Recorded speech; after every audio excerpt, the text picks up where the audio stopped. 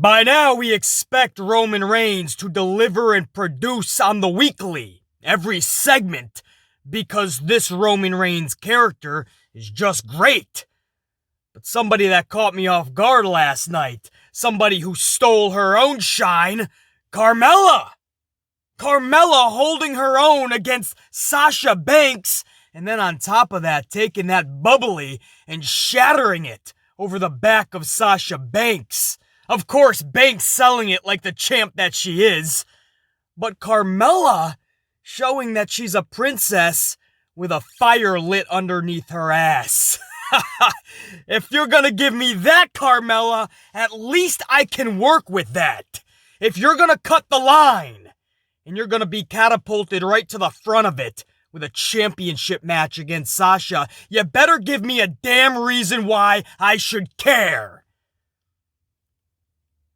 This Carmella is the start of that reason. Is it the be-all, end-all? Of course not.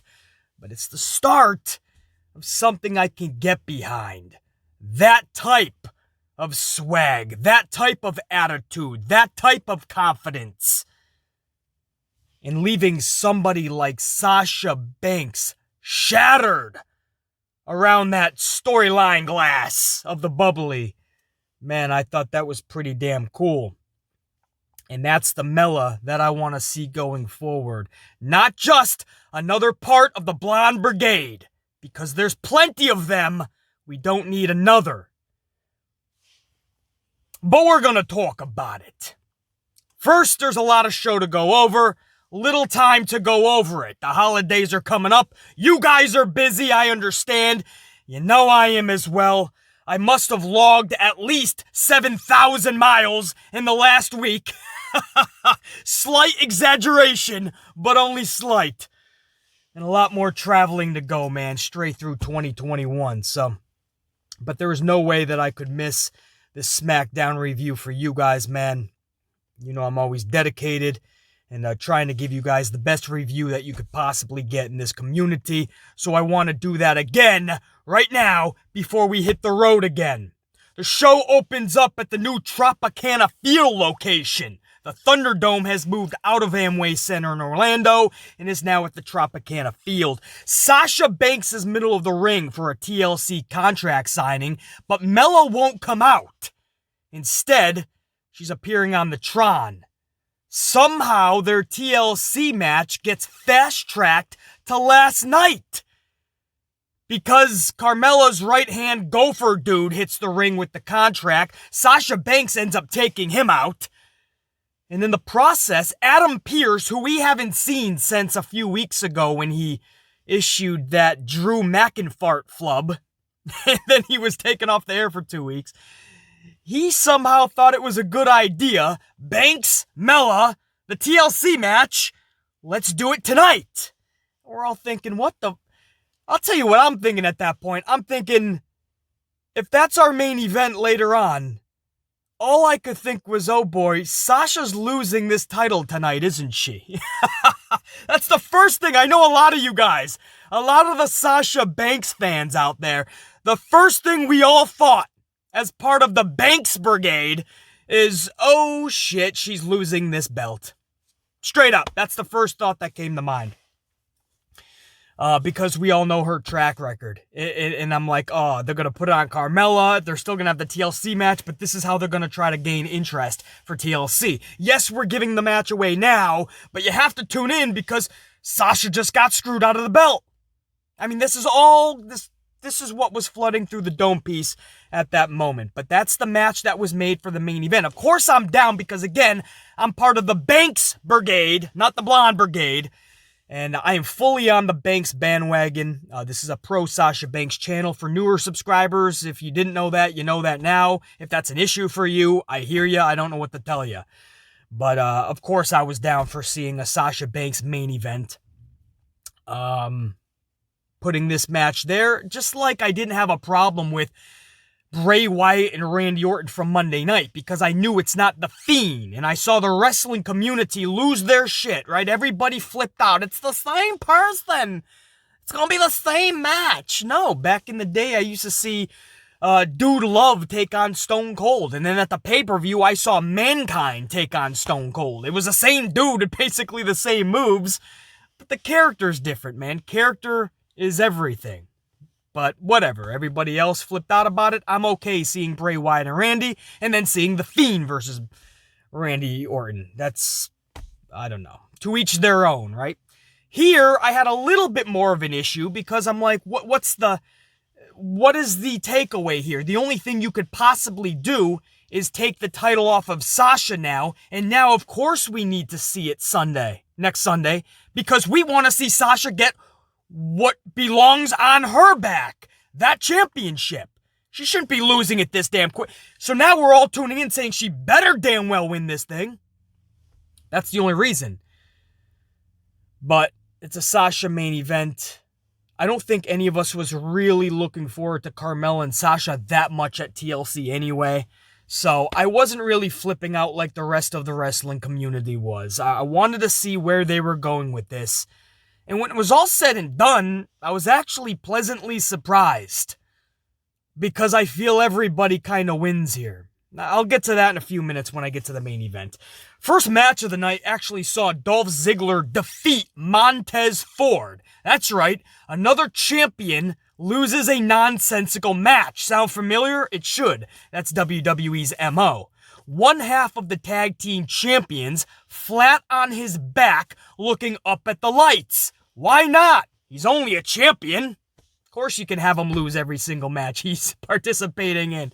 It's only a champion. Why should a champion look prestigious? Why does a championship belt need to look prestigious? You're nitpicking now. Champions can lose 90% of their matches. Fuck it, why not? You know, Mike Chioda just told a great story about Razor Ramon. Razor told Mike Chioda, he was the former referee in WWE for well over a couple decades, I believe, or at least that's his career resume. Razor Ramon told Chioda to do a fast count on the night that the 1-2-3 kid, Sean Waltman, was supposed to pin Razor.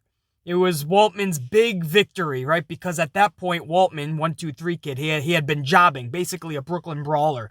So on that Monday Night Raw, couple decades ago, 1-2-3 kid was going to have his big moment. Now, back then, the wrestlers protected their character and their career. So Razor didn't want to lose to 1-2-3 kid. Not that he had beef with him, or not that he didn't want to move away for youngsters, but he didn't know if this kid was going to be anything special, and he knew that he didn't want his momentum derailed for no reason. So he was protecting his own self, his character, his career, and he told Chioda to count a fast count. He said he told Chioda he wants it to be the fastest count Chioda ever counted, because he doesn't want to just be laying there for the 1-2-3 kid to pin him. He doesn't want to look stupid. And Chioda told that story, and man, that's how much they protected their characters and careers back in the day. You hear the story of Stone Cold taking his ball and going home because of things like he doesn't want to do the job to Brock Lesnar. That's Brock Lesnar. And Stone Cold didn't want to do the job to the point where, you want me to do the job? I'm either going home or I'm going over. And he went home. Now you say that's not the way to conduct business. You would be half correct. But you're also half wrong, because standing up for yourself in any line of employment is the way to do business for yourself. It's called protecting yourself in your career. I love how they used to do things old school. They protected this 50-50 booking that you see today, where you see champions losing nonsensical matches, whether it's a tag team champion losing a one-on-one match, or tag team champions losing a non-title match. Or a champion with an individual, a singles title, losing a non-title match. We see it all the time in this company. Back in the day, as Stone Cold would say, that shit wasn't going to fly back in the day. The old-timers respected and took stock and protected their careers and their characters. Their status was protected at all times. What you see today would never fly back in the day with Razor, with Diesel, with Bret Hart, with Shawn Michaels, with Triple H, with Taker, with Savio Vega. This was not flying back in the day. I don't care if it was Hillbilly Jim and the Godwins. Skip and... what was the other guy? Skip and Kip? Was it Kip with Sonny? Skip and Dip. I think it was Dip. The point is, you wouldn't see any of this back in the day. Now, nobody stands up to the old man. Everybody gets their little script either at the start of the day or after Vince rips it up and gives them all his revisions, and they don't argue nothing. Somebody who's going over the script and they have a gold belt over their shoulder and then they're set to lose in a 2-minute match, okay. As long as I go out there and do what they told me to do, as long as Vince is happy, oh shucks, it's going to be a good night. That's bad. That's bad because now we're seeing, if it seems like I'm harping on something simplistic like, BC, relax, man, it's just Dolph Ziggler beating Montez Ford. What's the big deal? The big deal is yet again, we see a champion flat on his back looking up at the lights. We are constantly taking inventory, consciously or subconsciously. We are taking inventory of losses and wins because that's how we decide who is a winner and a loser. So people cannot look at Montez Ford and Doughboy as legit tag champs if they can't even win singles matches on their own, or if they're constantly losing non-title matches. Same with individual titles.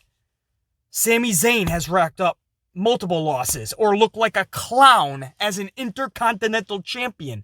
Well, we're taking inventory of that subconsciously. And what that's telling us is, this dude's a clown. It's not a champion.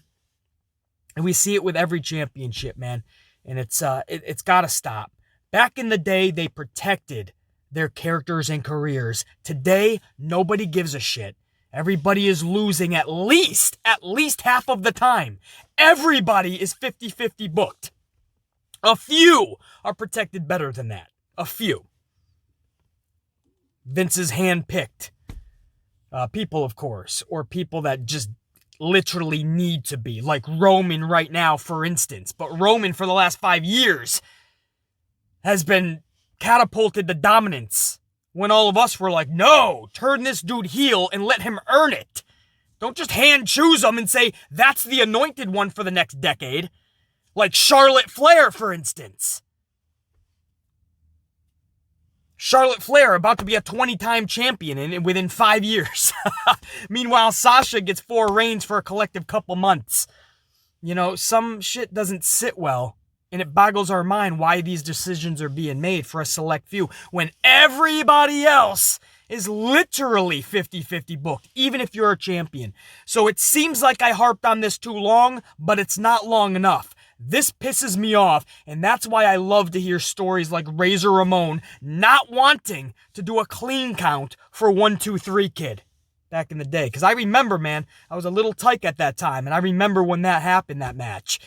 And it's true. It was just a simplistic moonsault, and Razor was a much bigger dude than Sean Waltman, 1, 2, 3 Kid. So he's laying there as this little 1, 2, 3 Kid is on him, and Razor could easily get a shoulder. You could tell Razor was just waiting to hear that third count, man. Razor just wanted this kid off of him. It was great.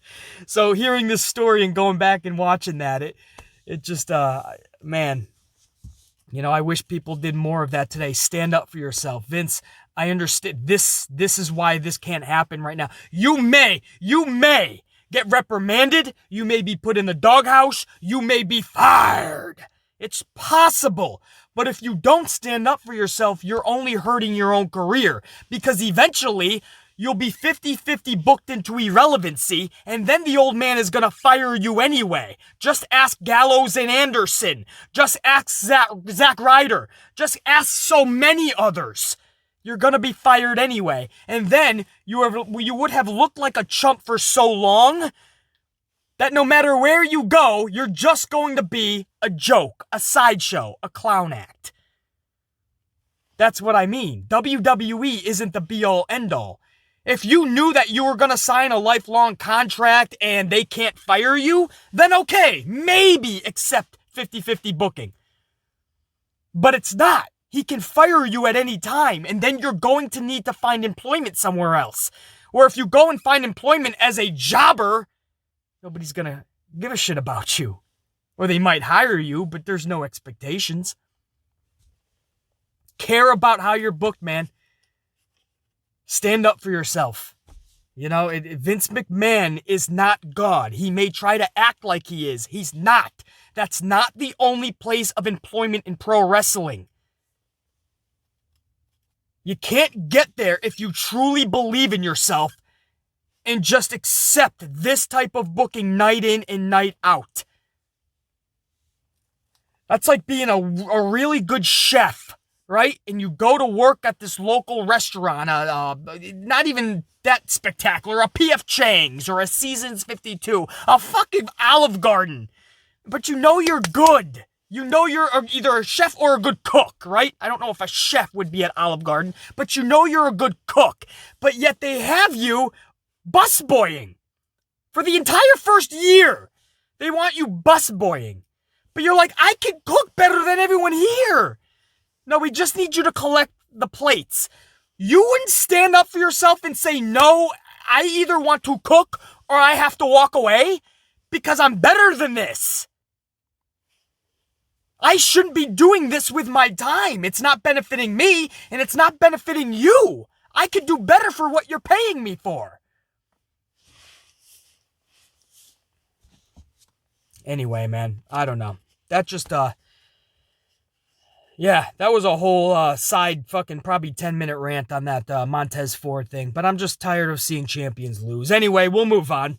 Our number one ends with Big E versus Sami Zayn. This is a non-title match, which I can't stand when champions are in with somebody that is eventually going to take the title from them. If that makes sense. Allow me to explain, right? If Big E is going to be the one to take the title off of Zayn, awesome. I've been one of the biggest advocates for Big E to go out on his own, separate from the New Day because they have gotten stale for a while now. And Big E is a legit bona fide star. He's a champion in the future. Champion in the making. We all see that, or we should. If you have any eye for talent, you see it in Big E. So I've been a big advocate, and if he gets a championship, awesome. But why give it away beforehand, this match? This company does this all the time. Instead of building up a number one contender to a title on his own, away from the champion, right? So the number one contender, the guy that you have in mind to take the title, you have him ring up a string of victories, not 50-50 booked, a string of victories on his own path towards the title. And then at a pay-per-view, that number one contender meets the champion for the first time. And people need to see it because the champion was over here the whole time looking and being a champion. And over here, you had a number one contender looking, being, and feeling like a number one contender. So now the viewer is paying their money because they have to see this collision. But that's not what this company does, do they? Instead of building up a number one contender, they just have an individual actually beat the champion. And that's how they earn their number one contendership. So to become a number one contender in this company, you just have to beat the champion beforehand in a non-title match, and then you get a title match. But at that point, nobody needs to see the match anymore. We already saw it. So now what's left? Now, he might get the title back? Or he might get the championship? Whether it's the first time or he's getting it back. Whatever the fuck's the case. That's why we should see this again. I miss the days where people would be booked as the number... Right, when Bret Hart had the IC championship and they're going into Wembley Stadium. British Bulldog's backyard, basically. The British Bulldog was being booked as a number one contender. There's a crazy concept. And then they collided at the pay-per-view and you needed to see it. Nowadays, I'll beat the champion and that'll earn me my spot. But you already beat the champ. So nobody wins here. A, the fans don't because we already saw the match. B, we already saw the champion lose. It's not prestigious anymore. So at the actual pay-per-view, when the title changes hands, it's not as meaningful because we already saw the champion lose. Man, I hope this makes sense. Another blunder that this company does all the time because it saves themselves from actually using time and energy and focusing on something creative. So they just do this most simplistic, formulaic bullshit possible. And they repeat the process. Now, this was slightly different because on this match, for this night, they actually had Zayn win by countout. He went under the ring, and Big E followed him, and then he went to the other side and got in before the count of 10. It was totally circus-type material. And Sami Zayn kept his championship. But it's the same philosophy. If you think this is over between he and Big E, you're wrong. In fact, don't be surprised if Big E is the one to take the title off of him. We don't know that for sure, but I would not be shocked. And we just saw the match. Kevin Owens begins hour number 2, pissed off and with a stern message for Roman Reigns, but Jey Uso attacks from behind with a steel chair. Owens somehow gains the upper hand and powerbombs Uso through a table. Oh man, poor Jey Uso. This has got to stop. I'm all for Jey Uso being the henchman for Roman Reigns, and when Jimmy comes back, he can be a henchman too. Okay. But you can't have him just like the Three Stooges type of character, where every single week we're seeing this, where he looks at Roman and says, "Let me get this, Oos. Let me get this chump, Oos. Let me get him, Oos." And Roman's gives him the nod of approval. And Jey goes to fight Roman's back. And Jey Uso looks like an absolute clown. We're starting to see this every week. It's starting to look like Jey Uso can't fight his way out of a paper bag, bro. That's what this is becoming. I like Jey. This is some of Jey's best work ever the past 4 to 5 months. No question.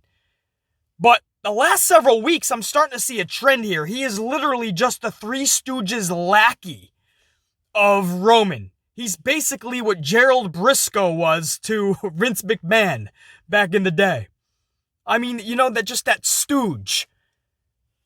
I feel bad for Jey, man. I mean, he attacks Owens Owens was on a ladder giving a message to Roman, who was watching on from backstage. Jey Uso, you want to talk about an upper hand? Delivers a chair shot behind Owens while Owens is on a ladder. Dude, if you can't beat someone up that way, then you should find another profession. Literally 60 seconds later, from that sneak back attack, Owens is powerbombing this dude through a table. And you're telling me that doesn't make Jey Uso look bad? Feel bad for that dude, man. Roman hits the top of the stage, but Paul Heyman talks him out of actually hitting the ring. So instead, they walk away. Yet again, Roman is not going to save his cousin Jey. So, you remember a couple weeks ago when Owens was tooling on Jey, Roman was watching on from backstage and he didn't lift a finger to help his cousin. And then last week on SmackDown, Roman was the one beating up his own cousin, turning on him again. And then this week, he doesn't help him yet again. He watches him go through a table, powerbomb status, and then he just walks away. How much more can Jey Uso take of this shit? I guess we'll find out.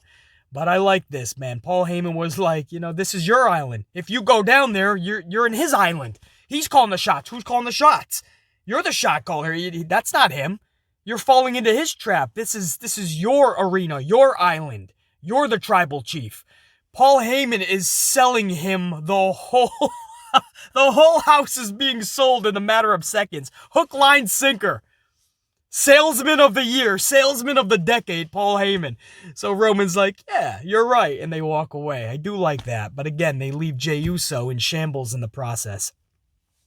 So Owens says, you're not going to come to me, I'll come to you. So Owens takes a steel chair, and Owens, from that chair shot that he took from Jey Uso, he's selling it beautifully, and he's hobbling to the back to try to chase Roman Reigns with the steel chair. We go to commercial. When we come back from break, Caleb Braxton catches up with Kevin Owens, and Owens gets plastered out of nowhere by a chair shot from Roman Reigns. Again, beautifully done, man. Real vicious shot. So very believable. And then Roman Reigns followed that chair shot up by a subsequent beating on Kevin Owens, and he just starts tooling on this dude. And then Roman speaks directly into the camera to Owens' family who's watching at home, And he tries to tell the family to talk some sense into Owens, like he's trying to provide for you and put food on the table. But can you please tell him that if he keeps this up, there isn't gonna be any food on the table? And he's basically telling Owens' family that I'm the one who's putting food on your table. Without me, there's none of this. So it was beautifully done, man. And this is, again, Roman taking that character, that new Roman heel vibes character, and he's taking it to the next stratosphere. And this dude's doing it on the weekly, on the continuous segment-by-segment nature and basis. That's something that's so badass and so cool, and not many individuals can do. This is the same dude that for 5 years we said, please no, every time we heard, Dan. And now here's a dude where we know his segment is going to deliver and produce every single time we hear that music hit. Every time we see him step through the curtain, or every time he's cutting something backstage, we know this dude's going to deliver. And it's what we asked from day one from the old man in Stanford. Please turn this dude heel. We're telling you we see something in him. We just need to see him placed where he belongs. Roman Reigns, Joe Anoa'i's character, belongs as a heel, at least for now. If he's so badass at it, in time he'll be one of the biggest faces maybe in the company. Obviously not Stone Cold or Hogan status. But if done correctly for a few years like this, he could turn into a massive face. And then you won't have to force it on people, Vince. Listen to us. We know what we're talking about. But for 5 years, this dude was stubborn as shit. And finally, Roman, Joe Anoa'i, went to Vince before he came back and said, listen, I think we need to tweak some things. So mad props and respect to Joe Anoa'i for knowing that he needed to change, because the old man would just keep forcing this dude for the next 5 years, 10 years maybe. This is the dude we knew was in there. I don't think any of us expected it to go this damn well, because it started off with a good family type thing with the Usos, and then the rumblings of The Rock, which now there's rumors that The Rock and Roman might not happen. Yeah, I almost said Rock and Dwayne. Rock and Roman might not happen now till 38-2022. Not next year at 2021 for 37. If that's the case, it's no longer going to be that special then. The storyline is beautiful right now. With the Usos, and when Jimmy comes back, they can work with Roman. You could even have Nia Jax if you want in there, man. The whole family is backing the tribal chief, and The Rock's like, what the fuck is happening? This is not how we conduct our family or business. You are not the tribal chief. And now Big Daddy's coming to actually set everybody in their place. Man, it was setting up beautifully for WrestleMania, Rock and Roman. I still hope it does happen. There is a chance. The Rock is filming a couple of things around that time, but there is this gap that he could easily fit WrestleMania in, or at least appearances leading up to the match. So it's not out of the question. But, and there could be fans in attendance. They do this thing in Florida. We know the Florida governor is very lenient with what's going on, and he's opening things up. You got Disney World and Universal popping. You could see The Rock still, but if it's 2022, WrestleMania 38, you would have to carry this storyline for another year and a half, brah. Good luck with that shit, especially with this company. But, man, this Roman keeps delivering, dude, and it's, mad props. I can't speak more highly of what Roman Reigns is doing. Kevin Owens sold that injury beautifully as he hobbled to the back. He took that beating beautifully. The story was told beautifully. Owens was talking about, you do everything for your family, well, I'm doing everything for mine. The only difference is mine isn't in the business, they're watching at home. So when Roman did his beating on Owens, he looked into the camera to talk to his fam.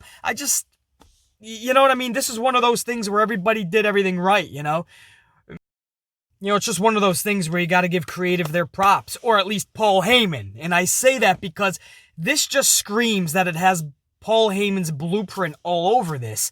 Since Roman Reigns has turned heel, everything has gone off beautifully. Everything is perfectly orchestrated and delivered to nearly perfection. And of course, you give the credit there to Roman, but somebody has to be orchestrating this behind the scenes. Well, Vince McMahon has not proven in the last decade that he can do that. 617 Hollywood writers surely can't do that. This screams like Paul Heyman is giving a lot of leeway. Given a lot of leeway by the old man to make this work. And you got to believe that's Joe Anoa'i, the same guy who went to Vince and said, you need to turn me. We need to do something different. I think the same guy said, you need to trust Paul with me. That's what I think. I don't know that for a fact, but everything that is happening with Roman, his storylines, his character, the segments, is just near perfection to me. And I know a lot of you guys are wondering about him and Goldberg, the rumor for WrestleMania. If Rock and Roman doesn't happen, we already just talked about that. It might be happening in 2022 for 38. But what about 37, 2021 in just a few months? We're hearing rumblings that it might be Goldberg. Goldberg went on social. He's really pushing for this match. So a lot of you guys are wondering what I think about this. I'm just going to put it like this. What I just told you guys is accurate. Roman Reigns' whole heel run so far has been near perfection. The only thing that can derail it would be a match with Goldberg. It is not needed. It can only be a detriment to Roman Reigns. I love hearing Goldberg's music smash. I love seeing Goldberg headbutting doors because it's so real to this dude. It's so believable when you see Goldberg because everything he's doing is for real. And it's sad to see him injure so many people like Bret Hart. That should have never happened. The dude cannot wrestle. Just can't, or at least not good. That's not shade, because I just told you, I love seeing the character. I love hearing the music. I don't mind the 2-minute Goldberg match because it should only be 2 minutes, because anything longer and somebody's getting really hurt. It's like Nia Jax for more than 2 minutes. We don't need to see that shit because we don't need to actually see someone getting hurt. Not for pro wrestling, but Goldberg continuously hurts somebody time after time. I mean, him and Nia Jax as a tag team, forget about it. I'm pretty sure nobody would even want to step foot in the ring with those two. Nobody wins here is what I'm saying. You're not going to have a 10-minute Goldberg match, so Roman loses in that way. And if it's a 2-minute Goldberg match, that's a detriment to Roman. Roman deserves better. Roman is shining in his matches that are long because he gets to take it back a notch. He gets to talk a lot of shit. I don't know how much you're going to be able to do with Goldberg because he's not going to sell it. Goldberg is not going to sell for Roman the way Roman needs his opponent to be selling for him right now. He needs time where that guy is on his back or crawling on his stomach and Roman's talking that shit. Goldberg's going to shoot right back up and try to get right back into offense mode. That's what Goldberg does. So match-wise, it's a detriment. The booking of it, the build, the storyline is a detriment. What's the story? They didn't get to go the first time around. Braun had to come in. So now it's unfinished business. It's business nobody needed to see the first time around. I don't see how Goldberg fits into a title match for this year's WrestleMania. So can you tell I'm against this? Everything is going beautifully with Roman right now. Nobody underneath the sun on this God's green earth needs to see Goldberg. Nobody. Yes, I speak for everybody. Of course, there's those fans, though. I guess I don't speak for everybody because there are going to be those fans. I like this. Who else is it going to be, BC? At least it's a superstar. Usually I'm saying that. Usually I love hearing, Goldberg's... Dude, I got 2 minutes for Goldberg. Bring him on in. Not in this scenario. Because it's going to hurt Roman more than it helps Goldberg. Think about that. Anyway, this Roman Reigns, Kevin Owens segment backstage, man, beautifully done. And it was set up beautifully by the Kevin Owens promo in the ring to start hour number 2. Moving on. Liv Morgan and Ruby Riott versus Billie Kay and Natalya. This may be the worst ever women's tag match I've ever seen. And I've seen some bad ones. This was 2.5 minutes of some of the sloppiest wrestling I've ever witnessed.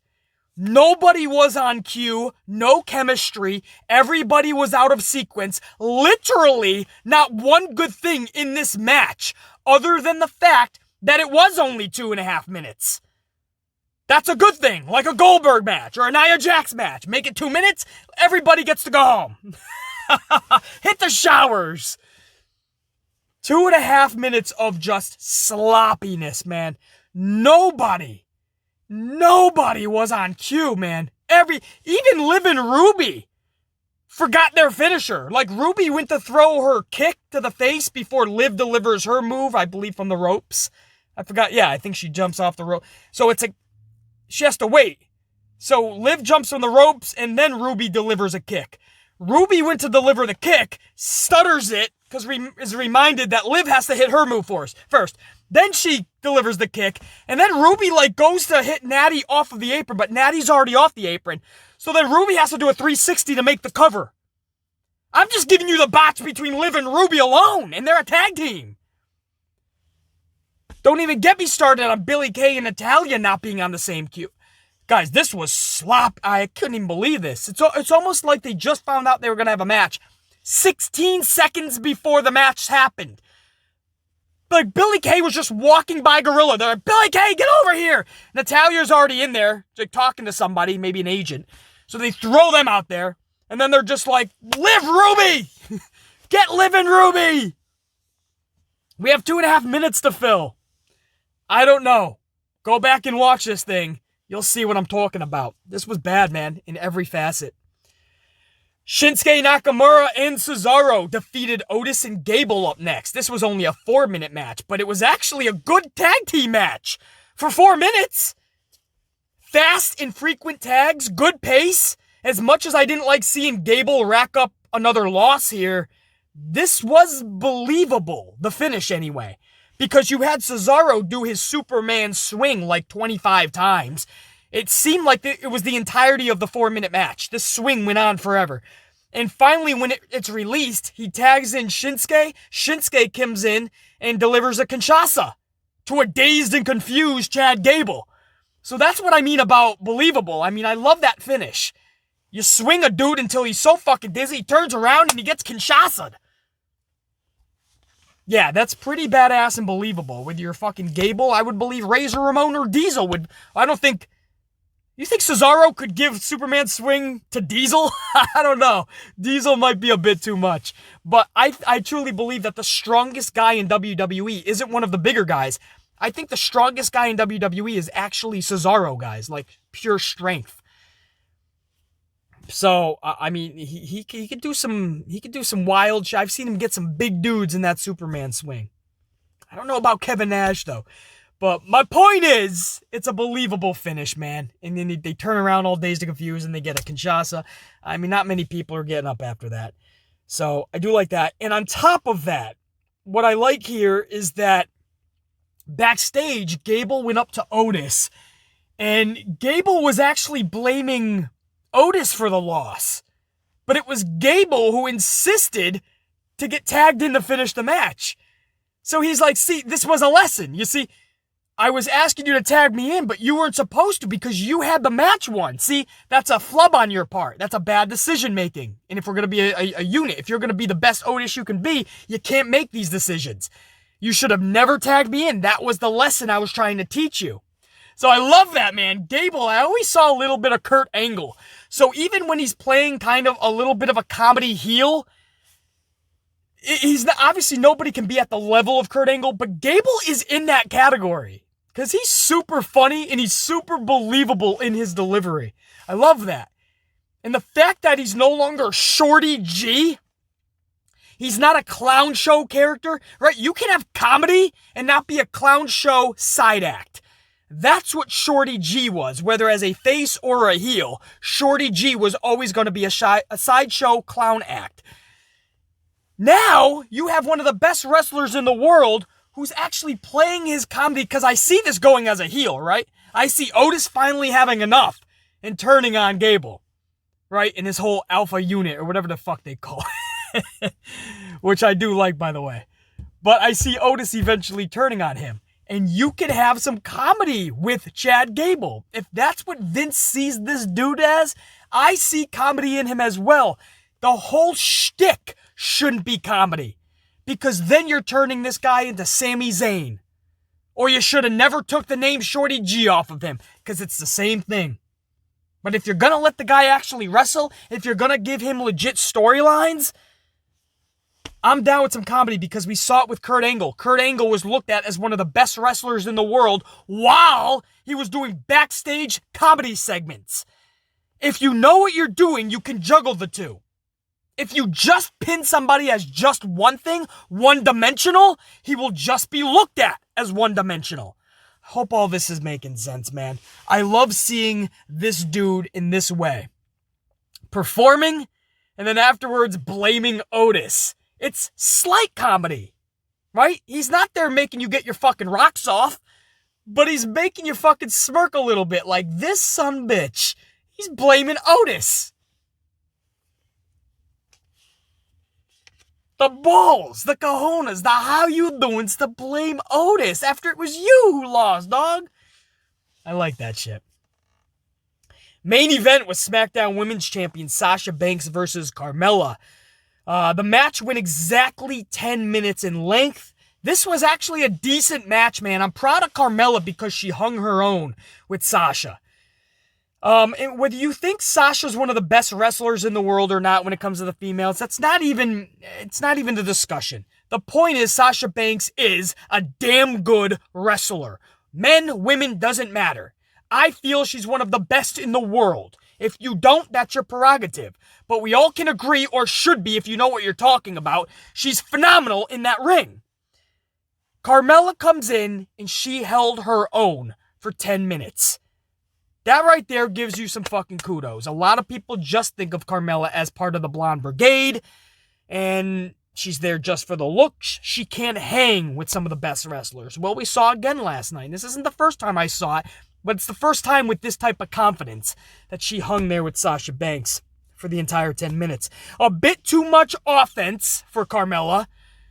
I'm not going to lie, there's a bit too much offense. A little bit unbelievable when you're in there with Sasha, but I understand she has to come off as legit. No pun intended. She has to come off as somebody who is legitimately a contender for a championship, especially Sasha. So she has to get a lot more offense in. I understand that. Not a fan of the ending at all in this match. Sasha was DQ'd for nothing. Sasha starts like throwing bows and kicks in the corner because she's frustrated that the gopher for Carmella got involved, right? The bank statement was locked in. The gopher, the guy on the outside that was helping Carmella, he kind of pulls Sasha Banks' legs out. So now Sasha's like, seriously? And she starts chasing this dude around the ring, gets back in, starts hammering Carmella, and the ref calls for a DQ. I'm like, she's just throwing fists and kicks. Now, earlier, the ref was telling Carmella, earlier in the match, around the 5-minute mark, I believe, Carmella was throwing these back elbows at Sasha, and the ref was saying, quit it, I told you to break out of the corner. And she kept throwing them one after the other, nonstop. Where's the DQ? So now here we are 5 minutes later, Sasha's throwing punches and kicks, and not breaking immediately, and the ref gives her about 10 seconds, and then just calls for the bell. Why didn't you do that? That's what I mean about believability, guys. What's good for the goose is good for the gander. You have to be consistent in what you are doing. If you're a wrestler, you have to be consistent. If you're the referee, you have to be consistent. If you're the booker, the agent of the match, you have to be consistent. You can't have these loopholes because every once in a while, you're going to get a smart wrestling fan, a really smart one, like BC, who catches it and is going to call you out on it. So I didn't like this at all because it just wasn't believable. If you're going to have her DQ'd, that's fine. If that's what you want to do, it's your company, Vince. Do what you got to do. But that's not how you DQ somebody. Because earlier in the match, you should have DQ'd Carmella then. If that's what we're going as a DQ is. Now, post-match, lessened that heated mood just a bit for BC. Because Carmella put on an epic beating onto Sasha Banks. It was good, man. She took the face. There was like all this champagne, wine, all the bubbly, whatever the fuck it was. It was all by ringside because she was going to celebrate her title victory. So she takes the bottles out, the last bottle that was in the ice. There was an ice bucket, and she just puts Sasha face first in that, rings it back. Sasha sells everything beautiful because Sasha Banks is amazing at what she does. I don't know how anybody cannot like Sasha Banks' in-ring work. Look at the way, forget her offense, which is good, really good, great even. But look at her selling.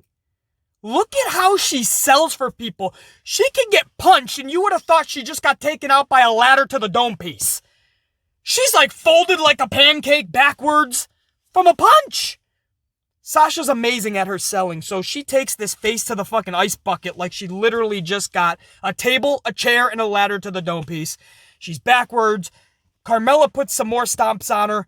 The referee's yelling, that's enough. Carmella takes a second to pause, looks up at the ref and says, that's enough? Yeah, that's enough. Looks at Corey and Michael Cole and says, you think that's enough? Is that enough? I don't think that's enough. She takes a bottle of the bubbly, smashes it, shatters it over the back of Sasha Banks. Sasha again sells it like she just got bubbly smashed to the back of her, on her back, man. Storyline wise, guys, relax. If you didn't see it, wasn't an actual bottle. Sasha was fine, but you sell it like it's a real fucking glass bottle. That's how she sold it. Like she just got a glass bottle shattered over her back. And Sasha was barely moving, just driving in pain, while Carmella talks shit over her, Roman Reigns-esque. That's when you're in the moment, man. That's when you're feeling yourself, feeling your vibe, feeling your character, owning your shit, owning your craft, and feeling that confidence that not many individuals in this industry screw with. And that's what pisses me off. I can tell from a mile away when a wrestler doesn't have confidence. And I can tell from a mile away when they have that confidence. This is a new level of confidence from Carmella. You're damn straight gonna bet your ass I'm gonna give her credit. You know, I'm not, just because this is a pro Sasha Banks channel, people think I'm just gonna talk positively about Sasha. Well, in this video, you're right. I am gonna talk nothing but positive about Sasha because she was fucking awesome again last night. But on the flip side, if you think I'm just gonna dog out her opponents because it's a pro Sasha channel, you're wrong. Carmella deserves much props, not just for hanging with Sasha for those 10 minutes and making it a decent match, but what happened post-match. That's the Carmella we all need to see.